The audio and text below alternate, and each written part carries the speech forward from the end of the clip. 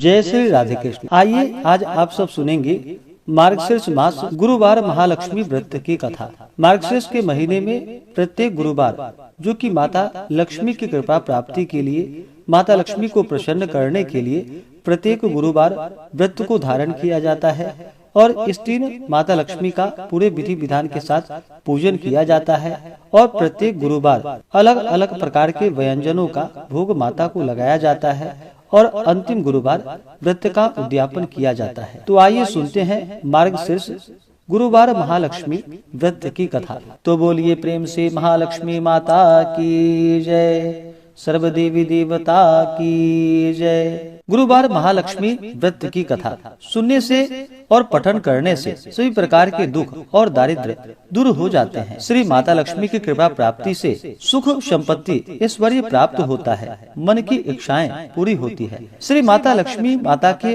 अनेक रूप तथा अनेक नाम हैं।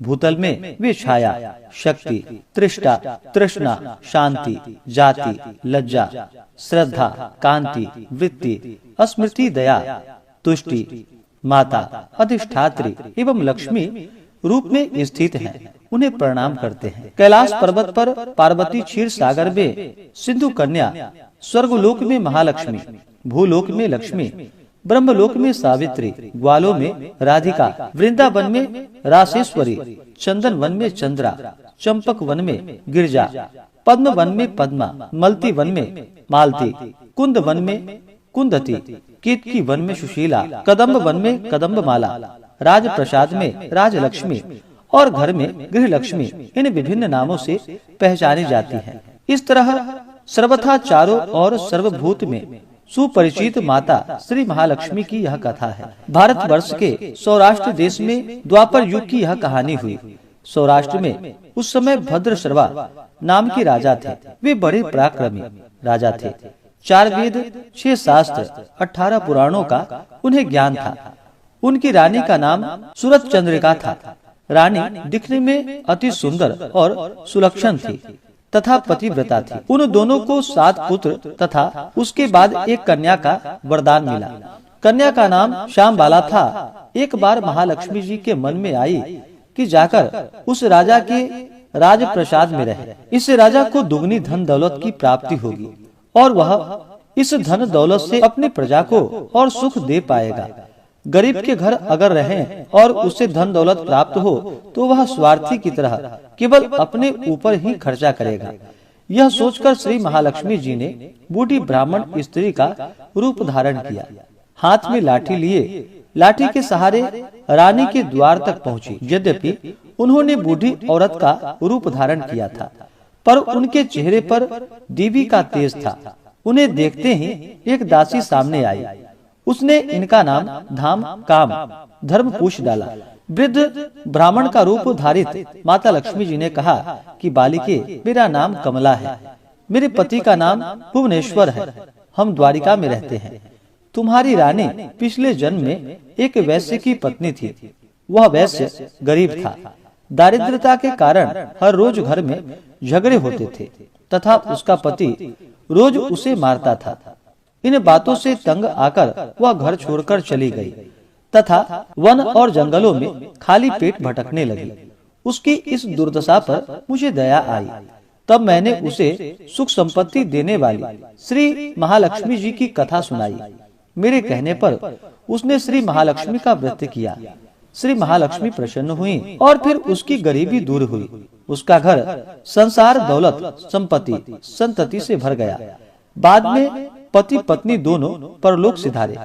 लक्ष्मी व्रत करने के कारण वे लक्ष्मी लोक में रहे। जिन्होंने जितने साल महालक्ष्मी का व्रत किया उतने 1000 साल उन्हें सुख भोग प्राप्त हुआ। इस जन्म में उसका जन्म राजघराने में हुआ है, परंतु वह श्री महालक्ष्मी का व्रत करना भूल गई है। उसे यह याद दिलाने के लिए मैं आई हूँ। बुढ़िया की बातें सुनकर दासी ने उन्हें प्रणाम किया तथा श्री महालक्ष्मी का व्रत किस तरह किया जाए इस बारे में पूछा। बुढ़िया रूप धारण किए हुए श्री महालक्ष्मी माता ने दासी को पूजा की विधि तथा महिमा बतलाई।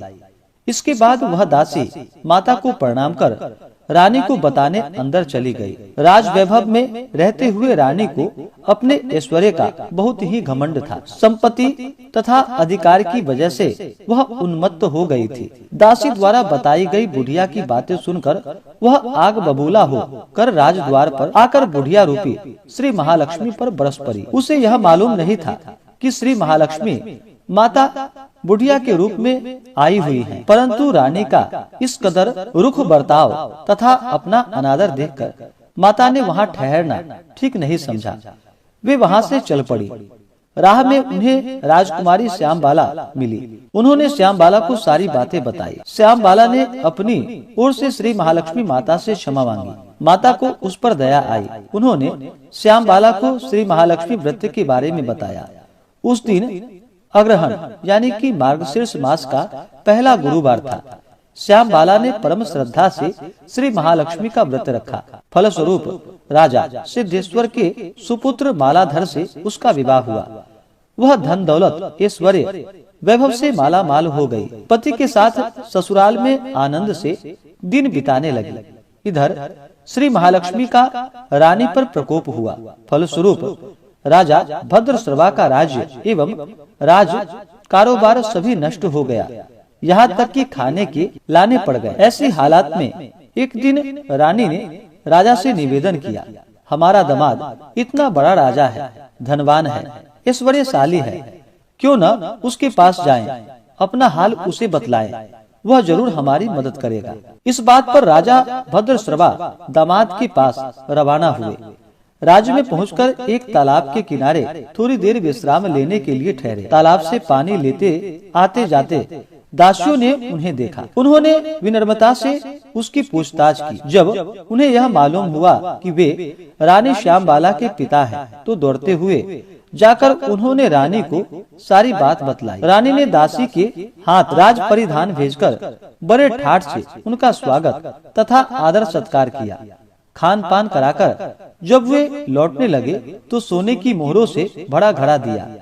राजा भद्रश्रवा जो वापस लौटे तो उन्हें देखकर रानी सूरज चंद्रिका खुश हुई। उन्होंने सोने की मोहरे से भरे घड़े का मुंह खोला, पर हाय भगवान, घड़े में धन के बदले कोयले मिले। यह सब श्री महालक्ष्मी के प्रकोप से हुआ।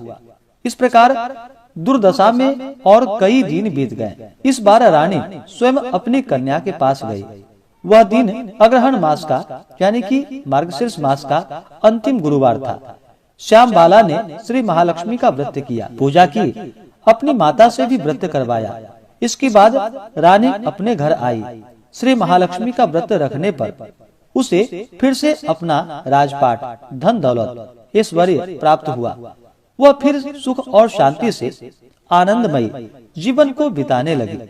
कुछ दिनों बाद राजकन्या श्यामबाला अपने पिता के घर आई। उसे अपने घर देखकर सूरज चंद्रिका को पुरानी बातें याद आई। यही कि श्यामबाला ने अपने पिता को घड़ा भर जो कि कोयला दिया था और उसे तो कुछ भी नहीं दिया था। इसी कारण श्यामबाला को पिता के घर आने पर उसका कोई आदर आतिथ्य नहीं हुआ, बल्कि अनादर हुआ। पर उसने इस बात का बुरा नहीं माना। अपने घर लौटते समय उसने पिता के घर से थोड़ा नमक ले लिया और फिर घर लौटने पर उसके पति ने पूछा कि अपने मायके से तुम क्या लाई हो। इस पर उसने जवाब दिया कि वहाँ का सार लाई हूँ। पति ने पूछा इसका मतलब क्या हुआ।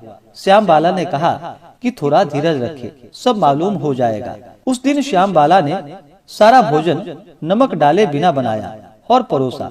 पति ने खाना चखा। सारा खाना नमक बिना था, इसलिए उसमें बिल्कुल भी स्वाद नहीं आया। फिर श्यामबाला ने थाली में नमक डाला, इससे सारा भोजन स्वादिष्ट लगने लगा। तब श्यामबाला ने पति से कहा कि यही वह मायके से लाया हुआ सार है। पति को उसकी बात सही लगी। फिर वह दोनों हंसी मजाक करते हुए भोजन करने लगे।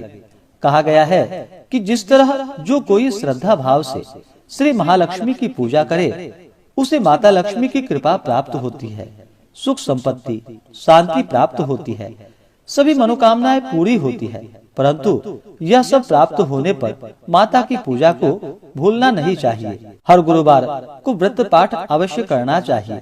इस तरह श्री महालक्ष्मी की महिमा भक्तों की सभी प्रकार के मनोकामनाओं को पूर्ण करने वाली है। तो बोलिए प्रेम से महालक्ष्मी माता की जय, भगवान विष्णु की जय, सर्व देवी देवता की जय। तो आशा करता हूँ कि यह जानकारी आपको अच्छा लगा हो। ऐसे ही ज्ञानवर्धक जानकारियाँ प्राप्त करने के लिए चैनल पे अगर आप नए हैं तो चैनल को लाल बटन दबा करके सब्सक्राइब करें, साथ में बेल आइकन घंटी को दबाएं ताकि वीडियो का नोटिफिकेशन आपको समय से मिलता रहे।